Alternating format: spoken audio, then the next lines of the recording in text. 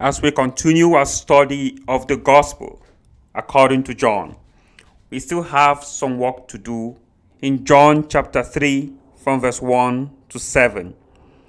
Now there was a man of the Pharisees named Nicodemus, a leader of the Jews.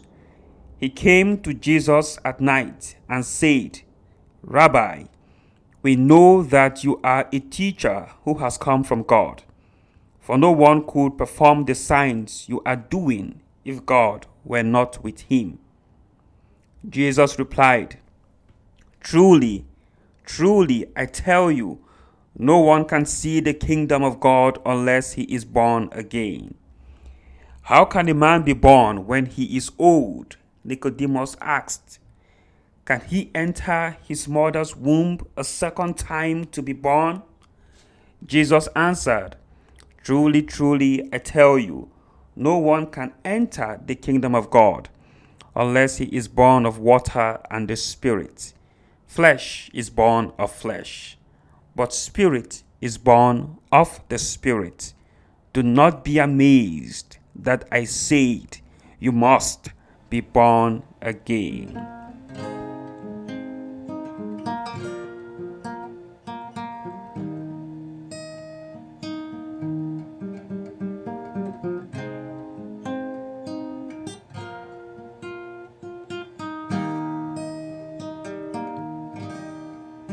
That I might know him and the power of his resurrection,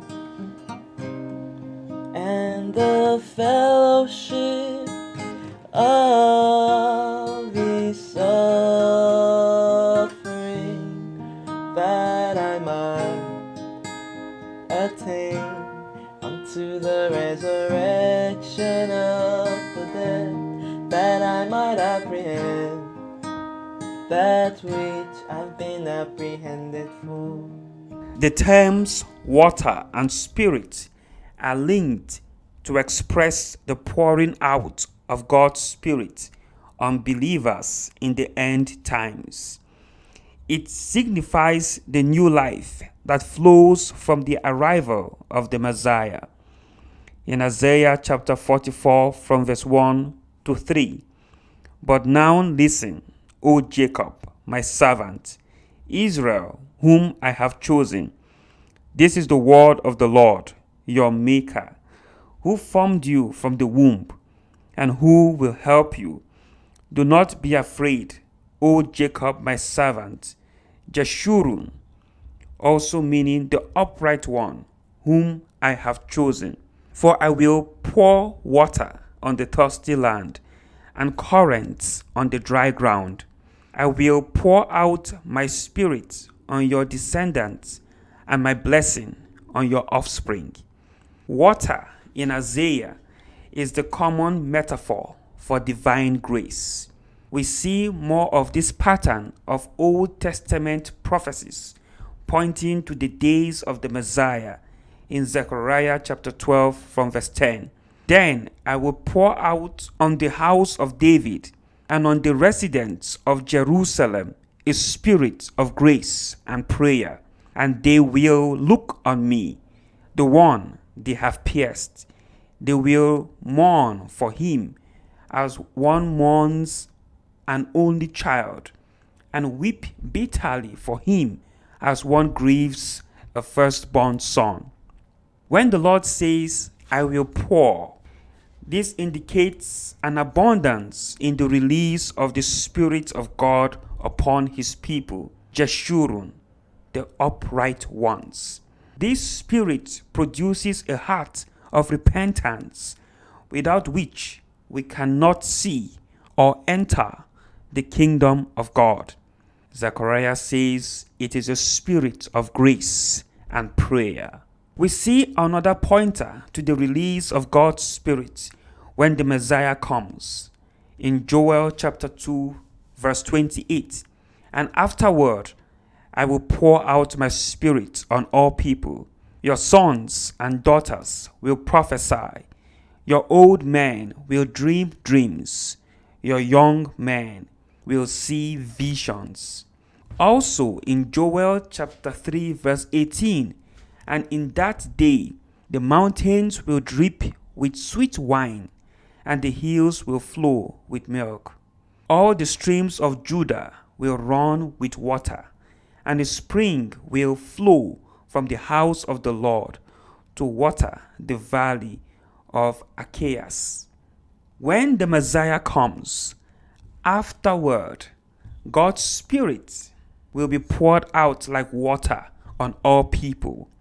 The prophet Ezekiel speaks of the Lord giving a new heart and a new spirit in Ezekiel chapter 36 from verse 24 to 30.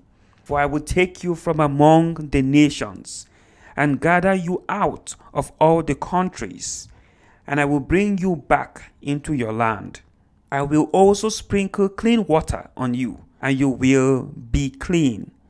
I will cleanse you from all your impurities and all your idols.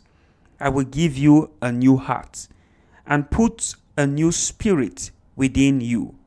I will remove your heart of stone and give you a heart of flesh. And I will put my spirit within you and cause you to walk in my statutes and to carefully observe my ordinances. Then you will live in the land that I gave to your forefathers. You will be my people, and I will be your God. I will save you from all your uncleanness.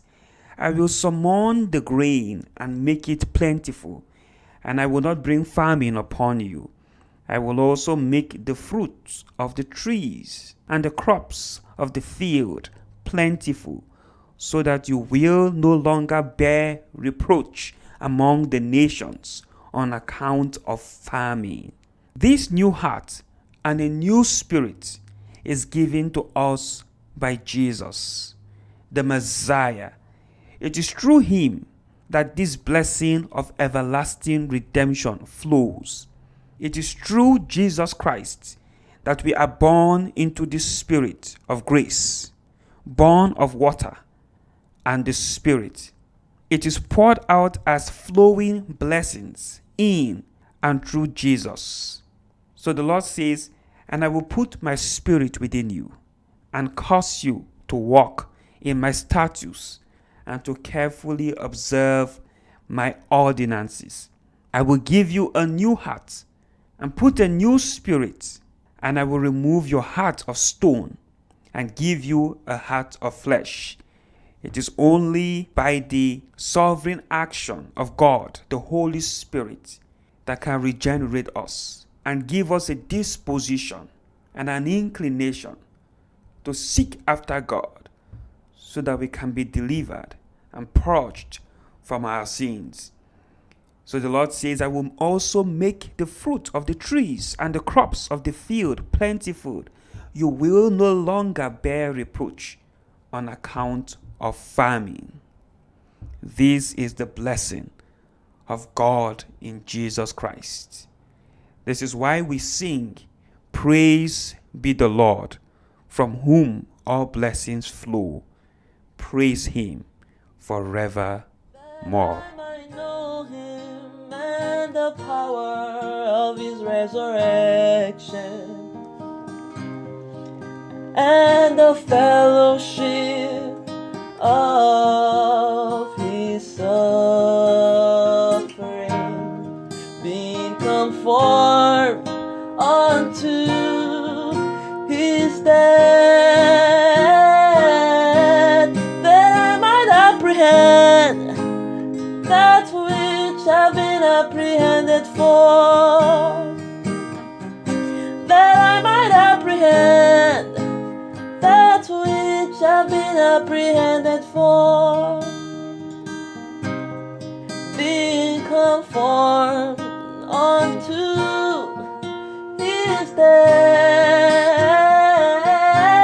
that I might apprehend that which I've been apprehended for. Oh, that I might apprehend that which I've been apprehended